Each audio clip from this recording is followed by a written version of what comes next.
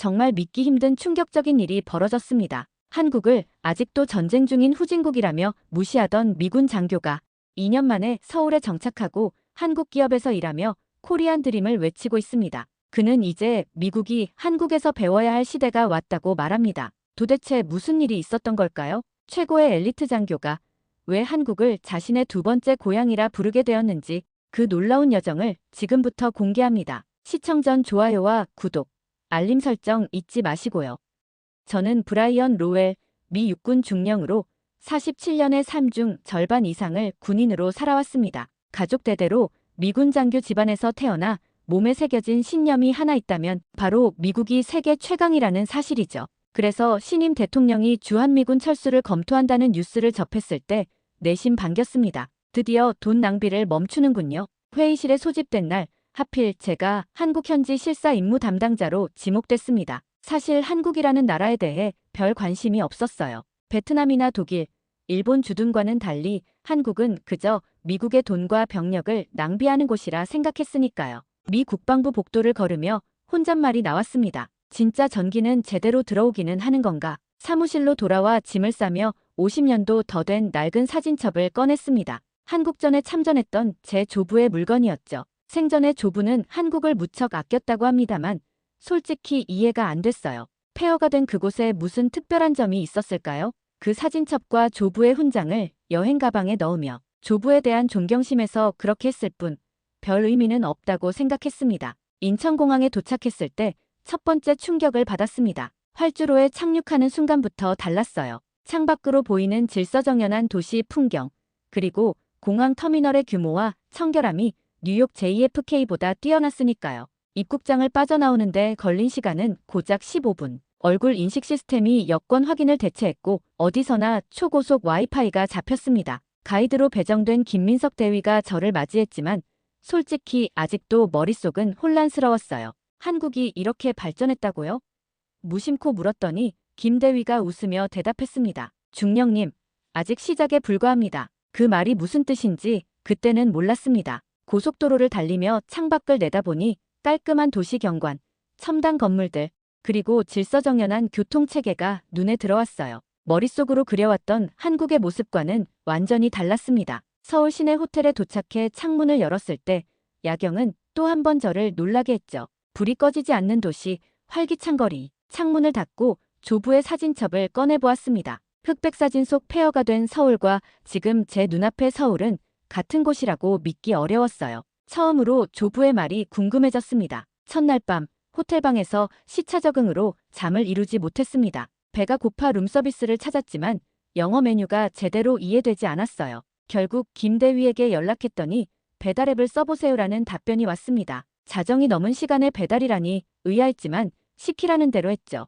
놀랍게도 20분 만에 치킨이 도착했습니다. 미국에서는 상상도 할 수 없는 일이었어요. 다음 날 아침 공식 일정이 시작됐습니다. 강남 테헤란로의 스타트업 밸리를 방문하는 게 첫 일정이었죠. 거리에 나서자마자 느낀 건 모든 사람이 빠르게 움직인다는 점이었습니다. 뉴욕의 바쁜 거리보다 더 빠른 템포였어요. 스타트업 캠퍼스에 도착하니 김 대위가 안내했습니다. 여기서 세계적인 앱과 게임들이 탄생합니다. 한 건물에 들어가니 무인 카페가 있었습니다. 사람이 없는데도 로봇팔이 커피를 내려주더군요. 김 대위의 설명에 따르면 이건 그저 시작일 뿐이라고 했습니다. 전 여전히 반신반의했어요. 과장하는 건 아닙니까?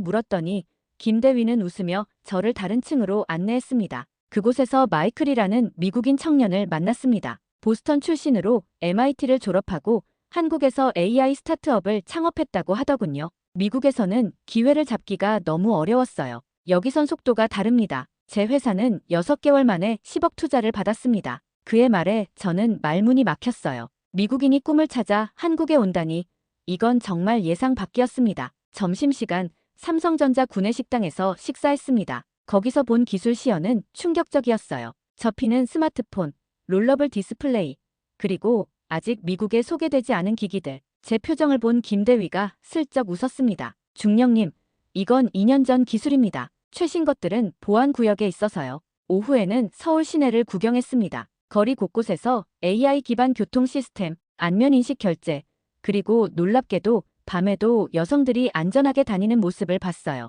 경복궁 근처에서 한복 입은 아이들이 뛰어노는 모습을 보며 문득 조부의 말이 떠올랐습니다. 한국은 전통과 현대가 공존하는 곳이라네. 제 마음속에 작은 균열이 생기기 시작했습니다. 군인인 제게 가장 중요한 것은 당연히 군사훈련장을 확인하는 일이었습니다. 다음 날 아침, 경기도의 한미연합훈련장으로 향했어요. 차량 안에서 브리핑 자료를 검토하며 한미연합훈련 계획을 살펴봤습니다. 솔직히 말해 한국군의 전략이 너무 복잡하다고 생각했죠. 단순화해야 합니다. 우리 미군 표준 작전을 따르는 게 효율적일 겁니다. 훈련장에 도착하자 한국군 장교들이 저를 맞이했습니다. 그중 김지연 대령이 눈에 띄었어요. 여성 장교가 이런 고위직에 있다는 것도 놀라웠지만 더 충격적인 건 그녀의 자신감이었습니다. 제 의견에 즉각 반박하더군요. 로웰 중령님, 미국식 전략은 한국 지형에 맞지 않습니다. 저희 시뮬레이션 결과를 보여드리겠습니다. 시뮬레이션 룸에 들어가니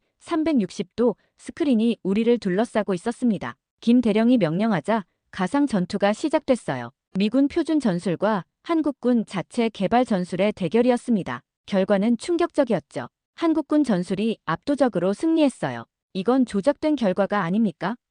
제가 따져 물었습니다. 김 대령은 차분하게 답했어요. 실전 데이터를 기반으로 한 AI 분석입니다. 로웰 중령님, 미국식 자만이 가장 위험한 적입니다. 그 말이 가슴에 꽂혔습니다. 평생 미군의 우월성을 의심해 본 적이 없었으니까요. 훈련장을 둘러보며 한국군의 드론 전투 시스템, 사이버전 대응 장비를 확인했습니다. 솔직히 일부는 미군보다 앞서 있었어요. 점심 식사 후 김 대령이 저를 사무실로 초대했습니다. 벽에 걸린 사진 한 장을 가리키더군요. 작년 북한 도발로 잃은 제 전우입니다. 우리에겐 이게 훈련이 아닌 생존의 문제예요. 그녀의 표정에서 진심이 느껴졌습니다. 처음으로 한국군의 입장을 이해하기 시작했어요. 다음 훈련은 산악지대에서 진행됐습니다. 제 예상과 달리 한국군은 험한 지형에서 놀라운 기동력을 보여줬어요. 미군 특수부대도 따라가기 힘든 수준이었습니다. 훈련이 끝나고 장비를 정리하며 김 대령에게 물었습니다. 어떻게 이런 수준에 도달했습니까? 그녀는 간단히 답했어요. 생존을 위해서입니다. 우리에겐 선택이 없었죠. 그날 저녁 호텔로 돌아와 조부의 일기장을 펼쳐봤습니다. 한국인들의 의지는 어떤 무기보다 강하다. 처음으로 그 말의 의미를 이해하기 시작했습니다. 넷째 날 평택의 미군 기지를 방문했습니다. 철수 가능성에 대한 병사들의 반응을 직접 듣고 싶었어요. 우선 새로 배치된 신병들을 만났습니다. 예상대로 그들은 불만이 많았죠. 한국은 춥고 음식도 맵고 언어 장벽도 있습니다. 그런 반응은 예상했기에 고개를 끄덕였어요. 그런데 3년 이상 복무한 베테랑들의 반응은 완전히 달랐습니다. 한 상사가 저에게 다가와 물었어요. 중령님, 정말 철수하는 겁니까? 저희는 여기 남고 싶습니다. 그 말에 놀라 이유를 물었더니 그는 자신의 스마트폰을 보여주며 한국인 아내와 아이의 사진을 보여줬습니다. 한국에서 가정을 이뤘습니다. 이곳이 제 집이에요. 식당으로 이동해 병사들과 대화를 나눴습니다. 놀랍게도 오랜 기간 복무한 병사들 중 30% 이상이 한국에 정착하고 싶다고 했어요. 한 중사는 자신의 아들이 한국 초등학교에 다니는 이야기를 들려줬습니다. 아들이 학교에서 우리 아빠는 한국에서 일해요라고 발표했대요. 그 자부심을 느껴보셨습니까? 김발 병장은 더 구체적인 이유를 말해줬습니다. 중령님, 여기선 밤에도 안전하게 걸어 다닐 수 있고 의료비 걱정도 적고 인터넷은 미국보다 10배 빠르죠. 아이들 교육 환경도 훨씬 좋습니다. 처음엔 반신반의했지만 점점 더 많은 미군들이 비슷한 이야기를 들려주었어요. 기지 내 식당에서 처음으로 한국 음식인 비빔밥을 제대로 맛봤습니다. 처음엔 낯선 맛이었지만 군침이 도는 순간이 왔어요. 옆자리에 미군 가족들이 능숙하게 젓가락을 사용하는 모습이 인상적이었습니다. 문득 이런 생각이 들었죠. 이들은 이미 두 문화 사이의 다리를 건넜구나. 기지 사령관과의 회의에서 더 충격적인 통계를 들었습니다. 로웰 중령, 여기 주둔한 미군 중 제대 후 한국에 남아 취업하거나 사업을 시작하는 비율이 점점 높아지고 있습니다. 우리는 이것을 코리안 스테이 현상이라고 부릅니다. 그 말을 듣는 순간 미국이 아닌 한국에서 기회를 찾는 미국인들의 역설적 상황에 대해 생각하게 됐어요.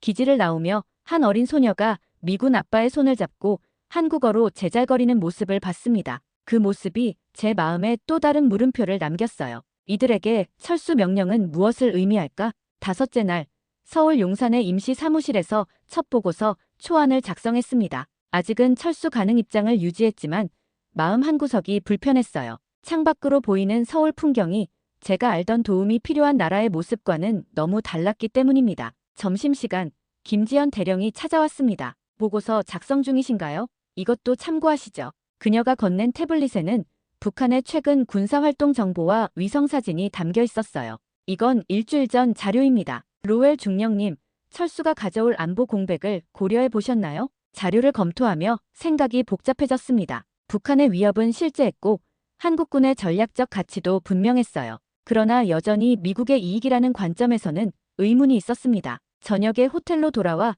무심코 조부의 물건들을 다시 살펴봤어요. 사진첩 뒤에 숨겨져 있던 편지 한 통을 발견했습니다. 조부가 한국인 전우에게 쓴 편지였죠. 자네의 나라는 반드시 다시 일어설 것이네. 그리고 그때는 우리가 도움을 구하게 될지도 모르지. 1953년 작성된 편지였습니다. 그 편지를 읽고 있을 때 문득 이런 생각이 들었어요. 조부가 극찬했던 그 나라가 바로 이 한국이구나. 전쟁 폐허에서 세계 10위권 경제대국으로 성장한 역사가 실감나기 시작했습니다. 다시 노트북을 펴고 보고서를 수정하기 시작했어요. 다음 날 아침, 김 대령이 저를 서울역으로 안내했습니다. KTX로 부산까지 가보시죠. 300km가 넘는 거리를 2시간 만에 도착한다는 말에 반신반의했죠. 그러나 실제로 그 속도를 경험하니 놀라웠습니다. 창밖으로 스쳐 지나가는 풍경을 보며 이런 생각이 들었어요. 이 나라는 쉬지 않고 앞으로 달리고 있구나. 부산에서는 세계 최대 규모의 자동화 항만을 견학했습니다.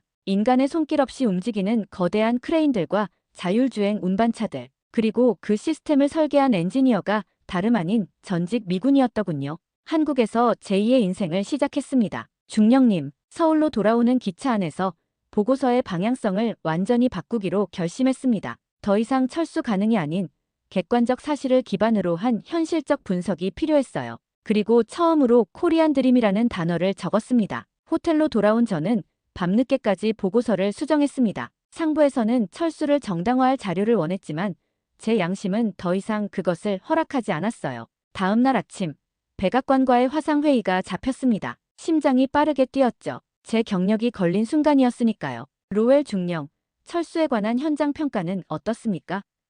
국가안보보좌관의 질문에 잠시 침묵했습니다. 그리고 제 평생 가장 용기 있는 답변을 했어요. 철수 재검토를 공식 건의합니다. 현재 한국은 우리의 보호 대상이 아닌 전략적 파트너입니다.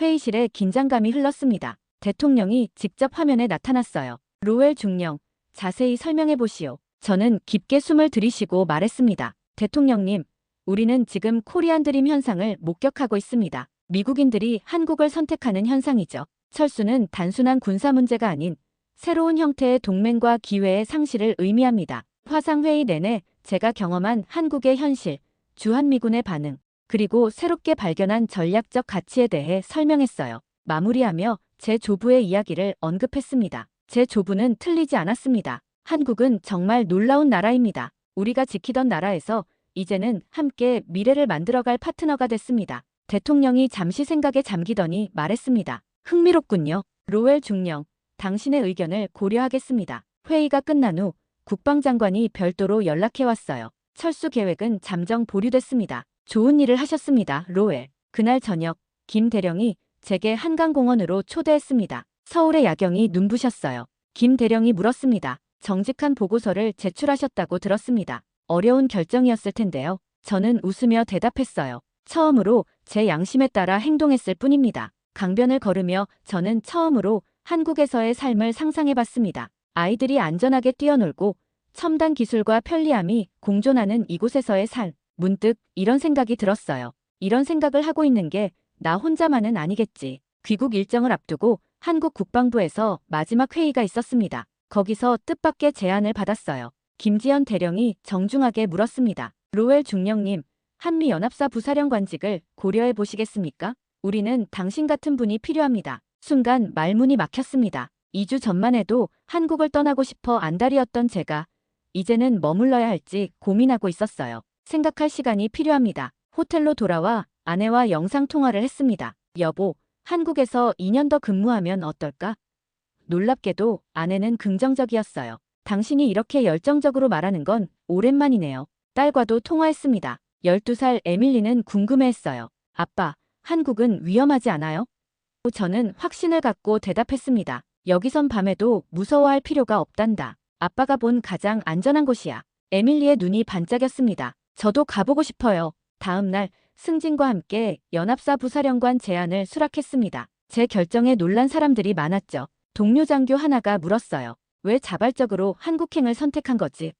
저는 솔직하게 답했습니다. 여기서 미래가 보이기 때문이야. 가족과 함께 서울로 이주한 첫날, 아내와 딸의 반응이 저와 비슷했습니다. 초고속 인터넷, 24시간 편의점, 안전한 거리. 특히 딸 에밀리는 한국 학교에 적응하는데 일주일도 걸리지 않았어요. 아빠, 여기 친구들 정말 좋아요. 그리고 급식이 진짜 맛있어요. 연합사에서 일하면서 미군과 한국군 사이의 가교 역할을 했습니다. 제가 가장 중점을 둔 프로젝트는 브릿지 프로그램이었어요. 미군들이 한국 문화에 적응하고 전역 후에도 한국에서 새 삶을 시작할 수 있도록 돕는 프로그램이었습니다. 처음에는 소규모로 시작했지만 6개월 만에 참가 신청이 폭주했어요. 한국의 IT 기업들과 협력하여 미군 출신들을 위한 취업 연계 프로그램도 만들었습니다. 제대 후 영어 강사나 국제학교 교사로 일하고 싶어하는 이들을 위한 과정도 개설했죠. 놀랍게도 이 프로그램은 현역 미군들의 사기를 높이는 효과도 있었습니다. 그들에게 미래에 대한 비전을 제시했으니까요. 주한미군 기지를 방문할 때마다 이전과는 다른 분위기를 느꼈습니다. 병사들의 눈빛이 달라졌어요. 이제 그들은 단순히 임무를 수행하는 것이 아니라 자신의 미래를 준비하고 있었습니다. 한국어를 배우는 미군들이 늘었고 현지 문화 적응 프로그램 참여도 급증했어요. 한 병장은 이렇게 말하더군요. 중령님, 이제 저희는 한국에 주둔하는 게 아니라 한국과 함께 살고 있습니다. 1년이 지난 후 국방부에서 놀라운 통계가 나왔습니다. 주한미군 재계약률이 30% 증가했고 이직률은 20% 감소했어요. 다른 나라 주둔 미군들 사이에서도 한국 파견이 선호하는 보직이 되었죠. 이 모델이 너무 성공적이어서 일본, 독일 등 다른 미군 주둔국에도 확대 적용되기 시작했어요. 어느 날 딸 에밀리가 학교에서 돌아와 한국어로 인사를 하더군요. 아빠, 제가 한국어 배우고 있어요. 그 순간 가슴이 뭉클했습니다. 제 딸이 두 문화 사이의 다리가 되어가고 있었어요. 아내 역시 한국 생활에 만족했습니다. 여기서는 내 커리어도 계속할 수 있어. 미국에서보다 더 많은 기회가 있네. 2년의 임기가 끝나갈 무렵 미 국방부에서 제게 워싱턴 복귀 명령이 내려왔습니다. 그런데 처음으로 군 생활 중 망설임이 생겼어요. 가족 회의를 했죠. 미국으로 돌아갈까 아니면 여기서 새 삶을 시작할까?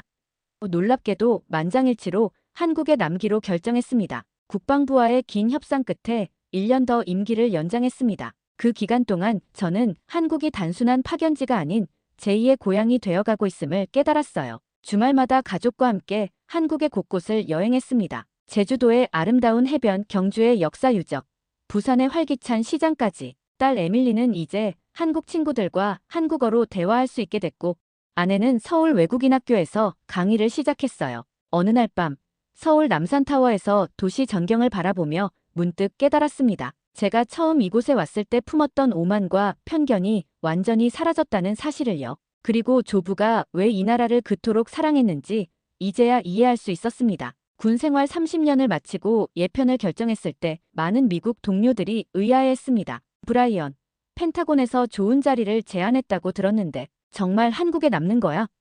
저는 확신에 찬 목소리로 대답했죠. 그래, 여기서 제2의 인생을 시작할 거야. 예편 후 서울의 강남에 작은 아파트를 마련했습니다. 한국의 방산기업에서 자문위원직을 제안받았고 저는 기꺼이 수락했어요. 업무는 미국 방산기업과의 협력 프로젝트를 조율하는 것이었습니다. 제가 가진 30년의 경험과 인맥이 새로운 가치를 창출하는 순간이었죠. 주말이면 가족과 함께 한강공원을 산책했습니다. 에밀리는 이제 완벽한 이중언어 구사자가 되었어요. 한국 친구들과 어울리며 K-팝 댄스를 배우고 주말엔 저에게 한국어를 가르쳐주곤 했습니다. 아내는 서울대학교에서 영문학 특강을 진행하며 새로운 경력을 쌓고 있었죠. 한국에 정착한 지 3년째 되던 해 조부의 유품을 한국 전쟁기념관에 기증하기로 결정했습니다. 기증식 날 기자가 물었어요. 로웰 씨, 미국인이 왜 한국에 사는지 묻는 사람들에게 뭐라고 대답하시나요? 잠시 생각한 후 진심을 담아 대답했습니다. 여기서 더 나은 삶을 찾았기 때문입니다. 미국에서는 얻을 수 없던 안전, 편리함, 그리고 새로운 기회를요. 제 이야기가 미국 언론에 소개되면서 코리안 드림이라는 용어가 처음으로 등장했습니다. 미국인이 한국에서 꿈을 찾는 현상을 설명하는 단어였죠. 처음에는 낯설게 들렸지만 점점 더 많은 미국인들이 한국으로 오기 시작했어요. IT 전문가, 영어 교사뿐만 아니라 스타트업 창업자, 퇴직한 전문가들까지. 딸 에밀리는 서울대학교 국제학부에 진학했고 한국에서 자신의 미래를 설계하고 있습니다. 가끔 딸에게 묻습니다. 미국으로 돌아가고 싶지 않니?